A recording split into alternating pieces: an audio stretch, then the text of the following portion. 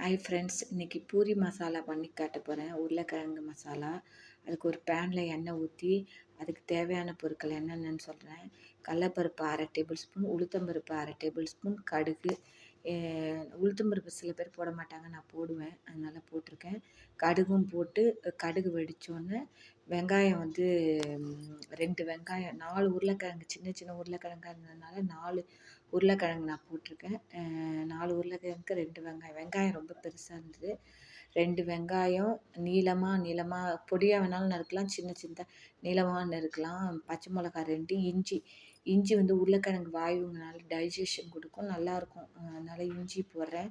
ஒரு துண்டு இஞ்சி போட்டு நல்லா ஃப்ரை பண்ணி இதுக்கு தேவையான உப்பு, மஞ்சப்பொடி போட்டு நல்லா வதக்கிட்டு இதை வந்து நல்லா கொஞ்சம் ப்ரௌன் ஆகணும். லைட் ப்ரௌன் ஆனோன்னு தண்ணி ஊற்றி வேக விடுங்க.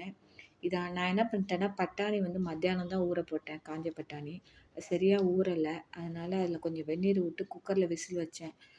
அப்பயும் கொஞ்சம் கடுக்குன்னு இருக்கு, அதனால் இதுலேயும் போட்டு அதை வேக விட போகிறேன். அப்போ கரெக்டாக ஆகிடும் அந்த பதம் உங்களுக்கு. ஆக்சுவலாக இந்த பாருங்கள், எல்லாம் வந்து வதங்கிடுச்சு, செவக்க வந்து கொஞ்சம் ப்ரௌனிஷாக ஆகிட்டு. இப்போ இதுக்கு தேவையான தண்ணியை ஊற்றிட்டு அந்த பட்டாணி கொஞ்சம் வேகலைன்னு சொன்னேன், அதுலேயும் இதில் போட்டு வேக போகிறேன். அப்போ கரெக்டாக இருக்கும்.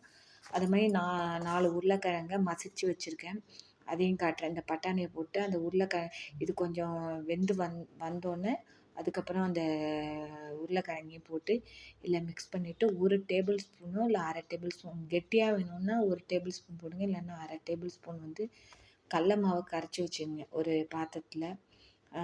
அதை கரைச்சி வச்சுட்டு இந்த உருளைக்கிழங்கையும் போட்டு அந்த மாவையும் கரைச்சி ஊற்றி ஒரு கொதி வந்தோடனே இறக்க வேண்டியதான். தேவையான இது என்ன கொத்தமல்லி போட்டு இறக்க வேண்டியதான். சுவையான உருளைக்கிழங்கு குருமா ரெடி. நீங்களும் பண்ணி பாருங்கள். இதுக்கு நான் பூரி தான் வந்து பண்ணுறேன், பூரி மசாலாங்கிறதுனால. பூரிக்கு மாவு என்னென்னா, நீங்கள் வந்து ரொம்ப நாள் ஒரு சில பேருக்கு பூரி உப்பவே மாட்டேங்குதும்பாங்க. டக்குன்னு 5 மினிட்ஸ் தான், இந்த கடல மாவு கரைச்சி ஊற்றியாச்சு. இது ஒரு கொதி வந்தோடனே கொத்தமல்லி போட்டு இறக்க வேண்டாம்.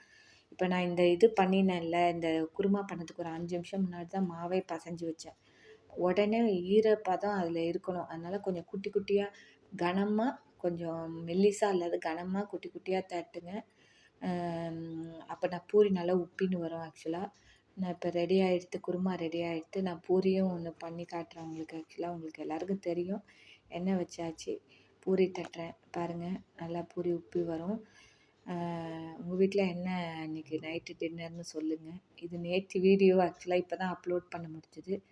பிடிச்சிருந்தா லைக் பண்ணி, ஷேர் பண்ணி, சப்ஸ்கிரைப் பண்ணுங்கள். Thank you friends. எல்லாருக்கும் பூரி மசாலா தெரியும், சும்மா வீடியோ எடுத்தேன். ஓகே, தேங்க்யூ, பாய்.